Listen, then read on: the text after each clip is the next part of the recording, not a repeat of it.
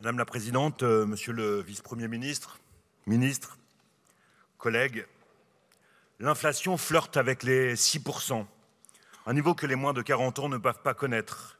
Elle s'enquiste dans la vie des Français.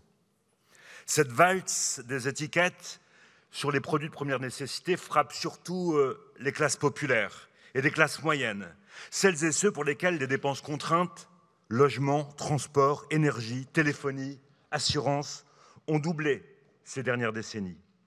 À l'heure des frigos vides, des cuves à fioul qu'on ne sait plus remplir, à l'heure des pleins qui n'en sont plus pour toutes celles et tous ceux qui n'ont pas d'autre choix que de prendre leur voiture au quotidien, des loyers difficiles à payer, du renoncement aux vacances pour beaucoup, à l'heure des choix drastiques entre l'assiette, le réservoir, la sortie en famille, ce projet de loi devait être l'occasion de répondre de manière vigoureuse aux besoins de la France modeste, celle qui se lève tôt et prend la hausse des prix comme un uppercut. Je me souviens, il y a 5 ans, d'une majorité empressée de faire adopter des mesures fiscales, suppression de l'ISF notamment, en faveur d'une France qui allait bien, d'une frange des grands mangeurs qui n'en demandaient pas tant. Je rappelle que c'était alors l'urgence de M. Macron et de sa majorité pléthorique pour souligner que 5 ans plus tard, à travers les mesures que vous refusez de proposer dans ce texte, nous parlons d'une France dont les difficultés et les arbitrages sont chaque jour plus douloureux. Nous verrons à l'issue de ce débat, avec le sort réservé à nos amendements, où chacun place sa responsabilité politique face à ce mur implacable de l'inflation. Nous verrons qui veut vraiment agir quand il s'agit plus de faire du bien à ceux qui vont bien que de protéger les Français de l'uppercut de l'inflation.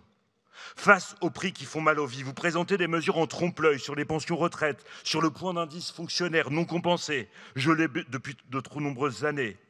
Vous accédez enfin, après 5 ans de refus, à une mesure de justice élémentaire avec la déconjugalisation de l'AAH, dont nous demandons une application qui ne soit pas remise à plus tard. Vous prévoyez un dispositif de chèque alimentaire, une augmentation de la prime de rentrée, autant de propositions dont nous vous avons dit en commission qu'elles sont évidemment nécessaires, mais très insuffisantes face au choc social. Sur le logement, vous refusez le gel des loyers en faisant le choix de limiter la hausse à 3,5% après avoir abîmé l'APL, sans tenir compte du fait que les 3/4 des bailleurs ne sont pas les petits propriétaires mystifiés derrière lesquels vous vous cachez. Votre proposition sera impuissante à soulager vraiment les locataires en difficulté.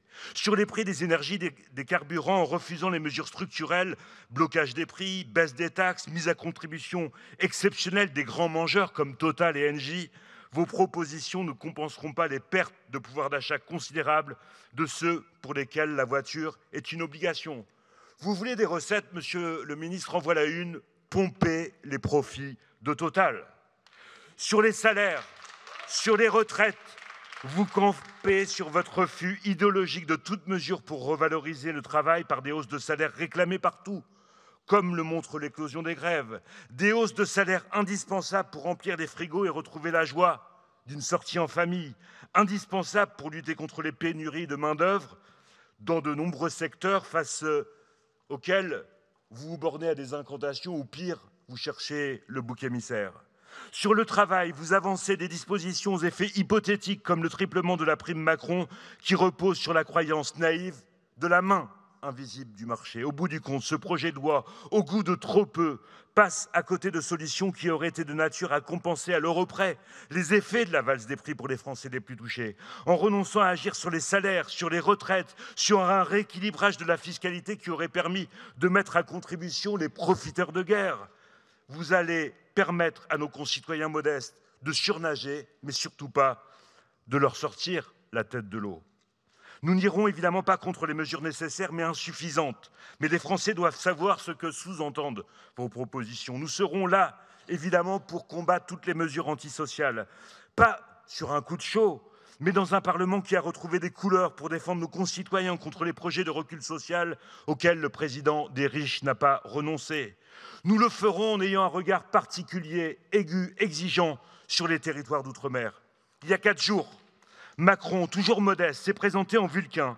Nous voyons bien, nous, qu'il reste le Vulcain du Touquet Paris-Plage, dont le feu bienfaisant est réservé aux riches, Hier, ministre, il vantait un modèle dans lequel un jeune travaille 70 heures en étant payé au SMIC, avec la fierté de pouvoir s'acheter une cravate. Nous voyons bien aujourd'hui dans votre incapacité à ouvrir les yeux sur le lien incontournable entre salaire et pouvoir d'achat que cette conviction n'a décidément pas changé dans votre esprit. Merci de votre attention.